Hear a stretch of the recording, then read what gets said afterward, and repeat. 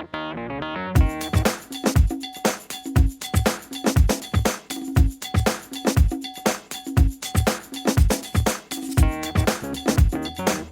always saw these ventriloquist figures, whether I went to a magic shop or whatever, and I was like, man, I wish I could make something like that. That's so cool, and that kind of helped to get your the fire lit in that part of ventriloquism too.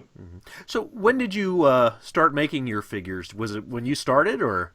No, I probably started getting interested in actually building and trying to build a figure when I was about 17, 18 years old. You know, getting clay and trying to do the plastic wood, like from Paul Winchell's book and stuff like that, and then some from the Mayor course, and that was interesting to say the least, and quite a few failures and quite a few ugly-looking dummies that never stayed together long enough to do anything. But as I delve more and more into figure making, I came across three people who pretty much changed my life as far as figure making. And the first person who came to my aid and helped me out, and I can't say enough good things about him, was Conrad Hartz. Spoke with him on the phone, had bought a dummy from him, and I told him I wanted to try to make these, and I would send him pictures of what I was working on, and he was really good about, giving me good critiques, what looked good, what didn't look good, and proportion. Everything should look good, and I was really into trying to make the classic characters like, the Jerry Mahoney's and the Charlie McCarthy's and all that. But he still to this day helps me out whenever I have a question. He's just a wealth of knowledge, and he knows it all, basically, and he makes some of the most beautiful wood carved figures you'll ever see. Oh, yeah.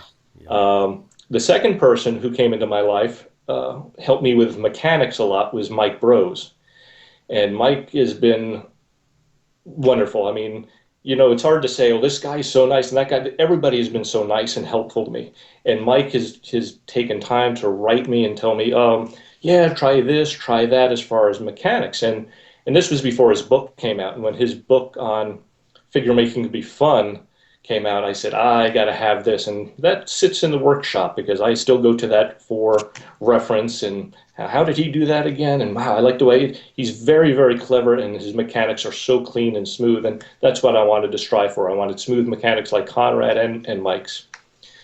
As I started more and more on trying to develop different characters and improve my figure making ability, one thing I knew I had to do was improve on the painting.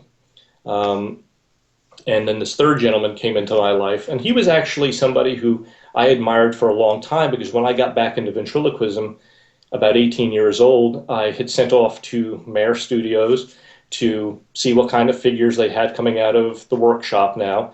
And Chuck Jackson was making the figures then. And these pictures came, and I was like, oh my God, I've never seen figures like this. They were just amazing. And it was Chuck Jackson and Bill Nelson. And many years later, talked with Bill and talked to him, and he's really been helpful. And he had an online course on painting, and I took the course, and he's helped me out ever since. And he's been a great help as far as improving my painting. And you pick up little things here and there. Every time you build a figure, every time you paint a figure, you learn a little more, and then you write down the important things that, oops, I screwed up this, don't do that again, or I like the way this went, and you just write it down. But those are the three main people in the beginning who've really helped me out with as far as figure making.